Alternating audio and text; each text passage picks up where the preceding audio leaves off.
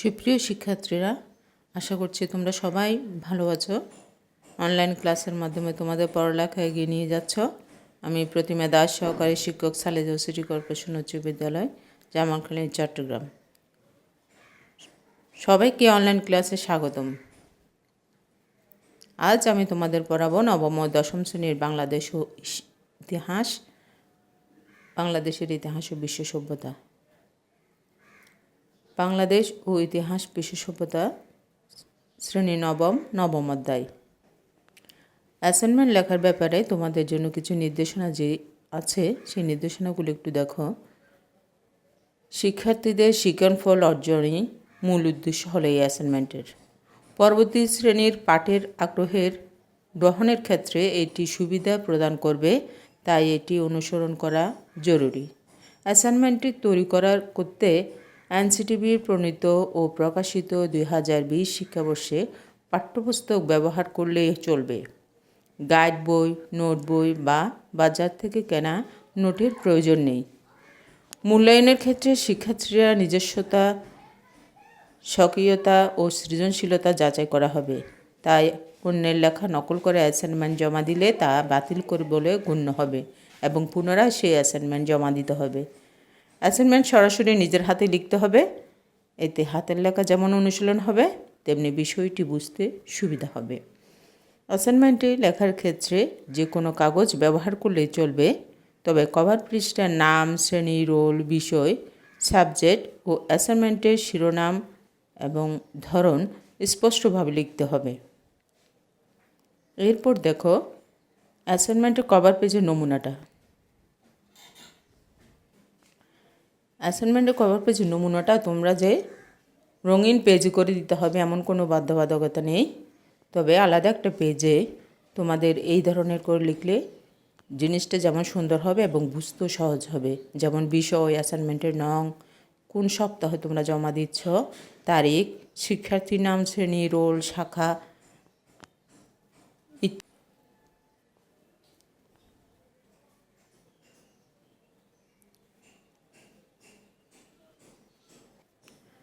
আজ আমরা পড়ব বাংলাদেশের ইতিহাস ও বিশ্ব সভ্যতার নবম অধ্যায়।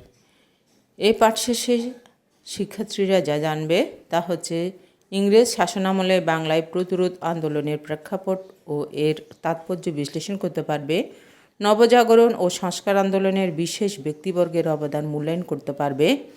ইংরেজ শাসনের বিরুদ্ধে যুদ্ধ ও প্রতিরোধ আন্দোলনের বিরুদ্ধে ঘটনা প্রবাহের মধ্যে দিয়ে দেশপ্রেমে উদ্বুদ্ধ হবে। চলো আমরা পাঠে যাই। ফকির সন্ন্যাসী বিদ্রোহ। সন্ন্যাসী বিদ্রোহ বলতে মূলত 18 শতকের শেষের দিকে 1760 থেকে 1800 খ্রিস্টাব্দ পর্যন্ত ভারতবর্ষের বাংলাতে সন্ন্যাসী ও ফকির বা মুসলিম ও হিন্দু তাপসদের তৎকালীন ব্রিটিশ শাসন বিরোধী আন্দোলনকে বোঝানো হয়ে থাকে। ঐতিহাসিক এই আন্দোলন ফকির সন্ন্যাসী বিদ্রোহী নামেও পরিচিত। ঐতিহাসিক তাৎপর্য: বাংলার পশ্চিমাঞ্চলীয় জেলাসমূহতে ধারাবাহিকভাবে যে বিদ্রোহ দানা বেঁধে উঠে, তার মধ্যে ফকির সন্ন্যাসী বিদ্রোহ প্রথম। এছাড়া 1799 সালের বিদ্রোহ, 1831 ও 1832 সালের সাঁওতাল বিদ্রোহ উল্লেখযোগ্য। দেখো সন্ন্যাসী বিদ্রোহ প্রভাব বা প্রতিক্রিয়া কি তা বিতর্ক সাপেক্ষ।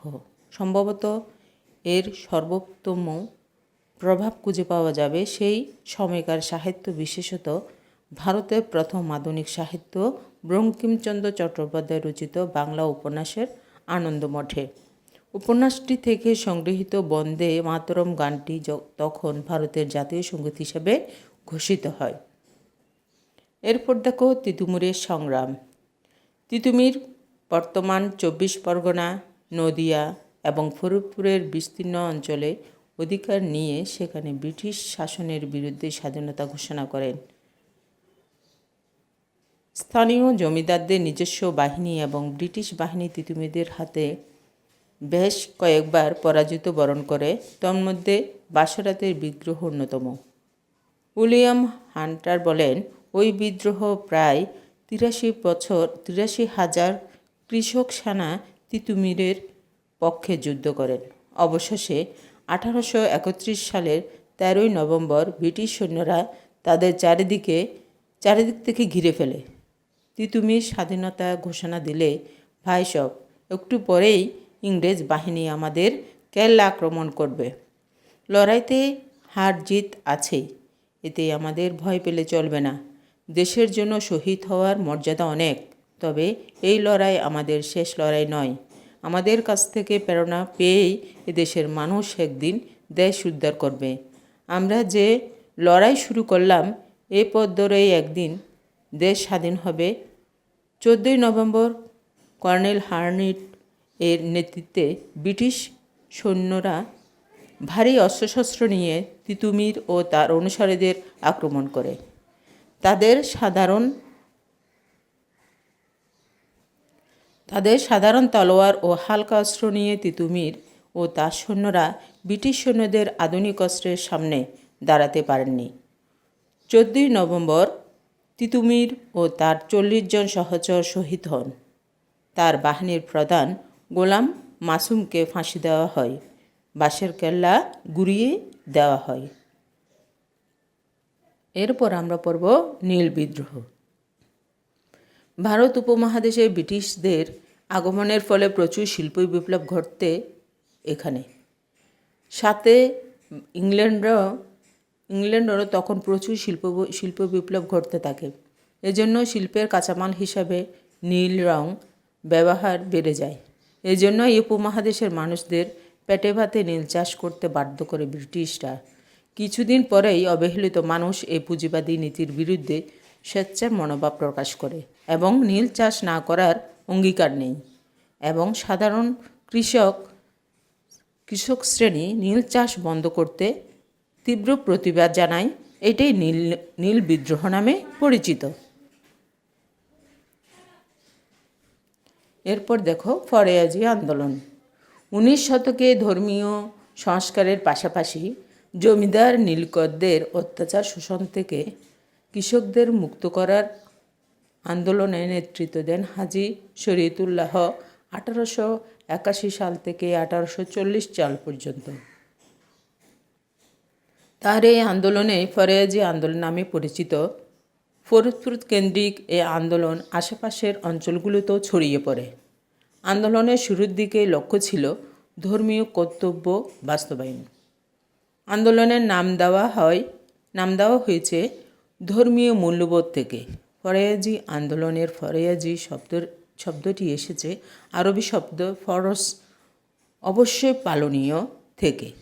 পরে অবশ্য এই আন্দোলনের আর্থসামাজিক সংস্কারের বিষয়গুলো প্রাধান্য পায়। ফরেয়াজি আন্দোলনের পরে এখন আমরা দেখব নবজাগরণ, সংস্কার আন্দোলন ও নবজাগরণ।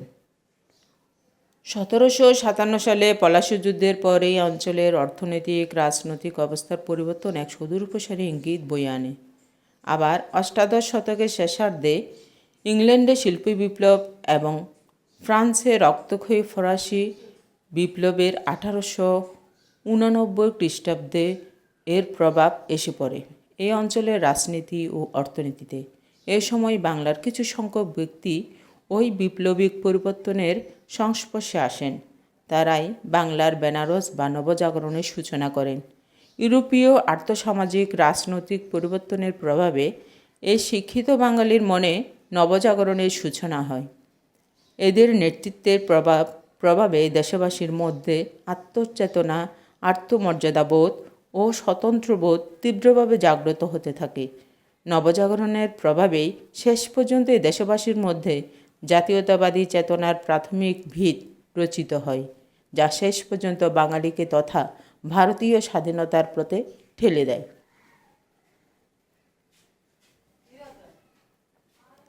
এই সময়ে প্রচলিত ধর্ম, শিক্ষা, সংস্কৃতি, সাহিত্য, সামাজিক রীতিনীতি ও ঐতিহ্যের বিরুদ্ধে এক ধরনের চিন্তার বিপ্লব সূচিত হয়।